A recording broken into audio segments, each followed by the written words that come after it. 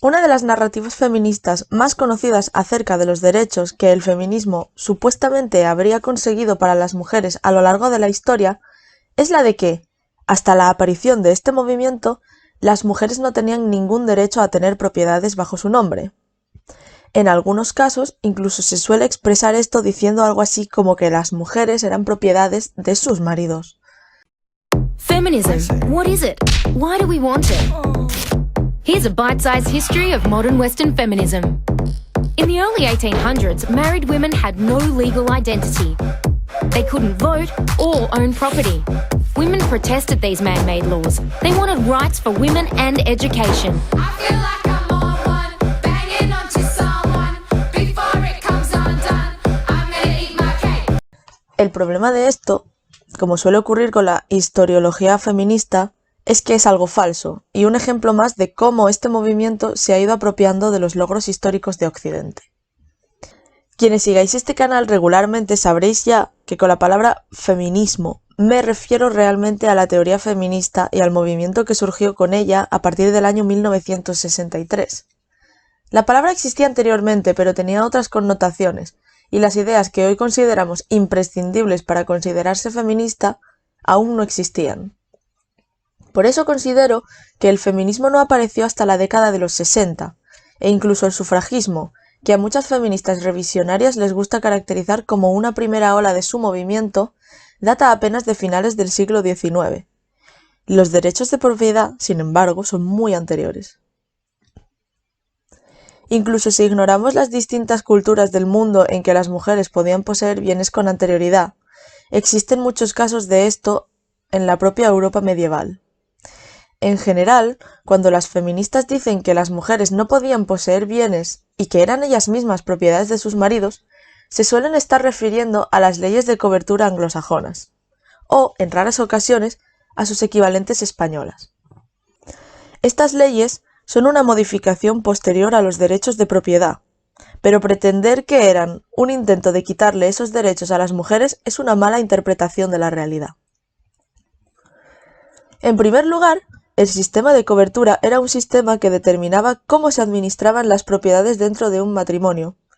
Las mujeres sin marido, solteras, viudas o separadas, podían poseer bienes propios y firmar contratos a su nombre. Sin embargo, se consideraba que, al casarse, marido y mujer formaban una única persona jurídica, y por eso las mujeres perdían su independencia económica. Pero esto no significaba que el marido pudiese hacer lo que quisiera con las cosas de su mujer. De hecho, el espíritu de la ley era justo el contrario. Bajo este sistema, el hombre meramente administraba las propiedades de la mujer, y no precisamente para perjudicarla a ella. Para empezar, ya en aquella época existía algo similar a la separación de bienes. La mujer, si así lo deseaba, podía conservar su independencia económica durante el matrimonio mediante un acuerdo firmado.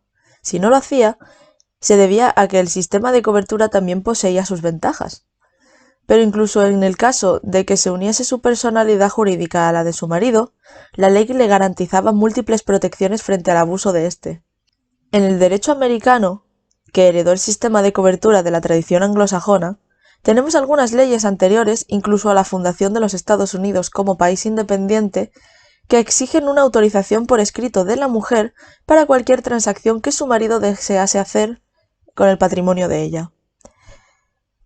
En ciertas jurisdicciones se llegaba tan lejos como para organizar reuniones secretas entre la mujer y su juez para asegurarse de que este consentimiento escrito no estaba viciado y ella no había sido coaccionada. Algo muy similar pasaba en el caso de las leyes españolas, como podemos apreciar con las leyes de Toro sobre la licencia marital.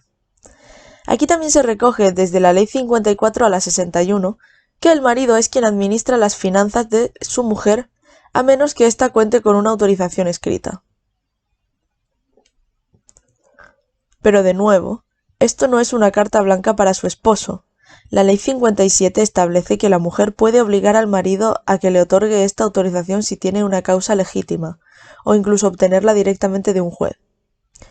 Y aunque no se especifica lo que es una causa legítima, creo que podemos deducir qué tipo de situaciones trataban de evitar estas leyes, simplemente leyéndolas. Así, algunas de las restricciones de las leyes de toros son algo extrañas. La Ley 54 impide a las mujeres bajo este sistema renunciar al dinero de una herencia, por ejemplo. La Ley 55 impide llevar a juicio a una mujer sin denunciar también a su marido, puesto que ambos son una misma entidad jurídica. La Ley 60 establece que la mujer no tiene la obligación de pagar las deudas de su esposo porque ella no administra su dinero, pero sí tiene la posibilidad de cobrar sus ganancias.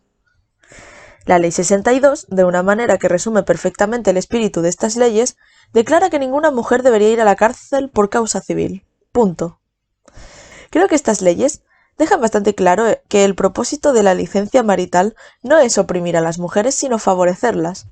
Y esto tiene sentido si tenemos en cuenta que las leyes de Toro fueron establecidas precisamente por dos mujeres, Isabel la Católica y Juana I, a partir de lo que Isabel dejó escrito en su testamento.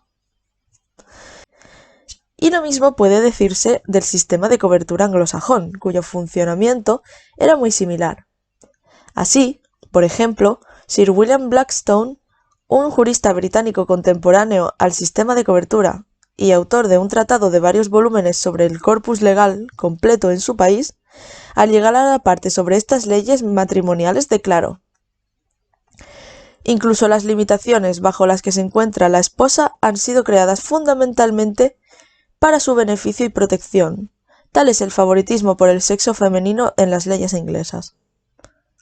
Al contrario de lo que piensan las feministas, este sistema legal no hacía al hombre el administrador por defecto del patrimonio familiar para otorgarle el poder sobre su mujer, sino para hacerle cargar con la responsabilidad que ello conllevaba. Por ello, no es de extrañar que se conserven documentos que demuestran que las mujeres eran las primeras interesadas en defender este sistema que las eximía de obligaciones personales, a la vez que garantizaba su seguridad financiera.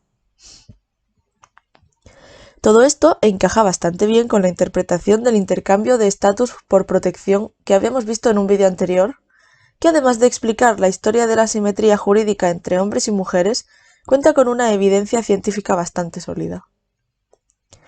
En conclusión, las mujeres de la Edad Media ya tenían derechos de propiedad mucho antes de que el feminismo existiese, y cuando se dice que no los tenían, o que ellas eran propiedades de sus maridos, en realidad se está haciendo una mala interpretación de las leyes de algunos países que precisamente se redactaron para beneficio de las mujeres.